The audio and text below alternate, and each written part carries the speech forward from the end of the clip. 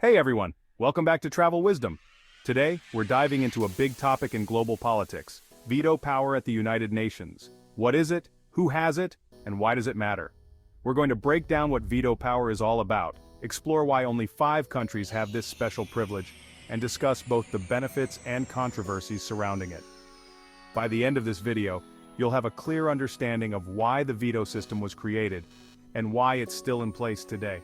But before we start, don't forget to like and subscribe. What do you think about the veto power? Do you think that it's a good or bad thing? Maybe you feel like it should be renewed with more countries? Please share your thoughts in the comments. I would love to hear them. Let's get started. What is veto power? Veto power is a special authority that allows a country to reject or block a decision or resolution, even if most other countries agree on it. In the context of international politics, the term is most commonly associated with the United Nations Security Council.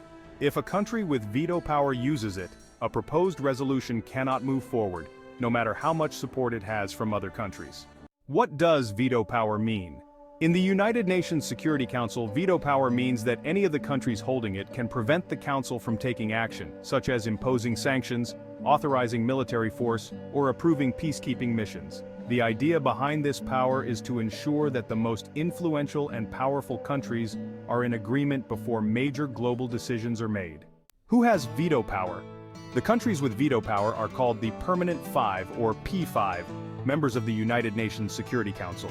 These countries are the United States, the United Kingdom, France, Russia, and China. Why do these countries have veto power?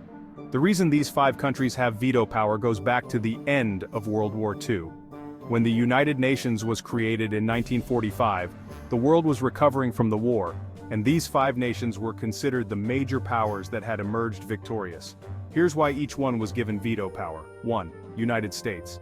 The US was a dominant world power after World War II, with strong economic, military, and political influence. It was one of the key countries that helped form the UN and was seen as a leader in the Western world. 2. United Kingdom. Although the UK was weakened by the war, it was still a major colonial and military power at the time. It played a significant role in defeating the Axis powers, Germany, Italy, Japan, and was a core ally in the creation of the UN. 3. France. France, like the UK, was a major colonial power with global influence. Although it was occupied by Germany during much of World War II, it was still seen as a major European power. France's inclusion was also important to balance the power in Europe, especially against Germany's past aggression. Russia, formerly the Soviet Union. The Soviet Union, now Russia, was one of the most powerful countries after World War II, having played a huge role in the defeat of Nazi Germany. It was also the leading power of the Eastern Bloc during the Cold War, making it essential for global balance. 5. China. At the time, China was seen as the main representative of Asia.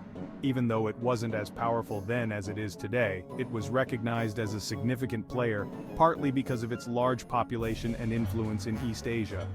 Initially, the Republic of China held the seat, but it was transferred to the People's Republic of China in 1971. Why do these countries still have veto power today? Even though the world has changed a lot since 1945, these 5 countries continue to hold veto power because they are still seen as major global players with significant influence. Changing the veto system would require amending the UN Charter, and that's very difficult because it needs approval from the P5 themselves. Here's why veto power is still relevant. Balance of power.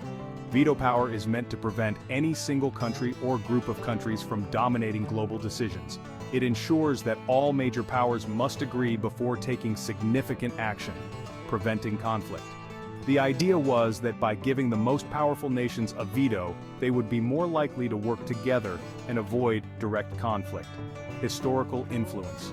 These countries have been deeply involved in global affairs since the end of World War II, and they still have major roles in international politics, security, and economics.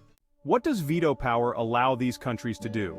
Well, a single veto from any P5 member can stop a resolution.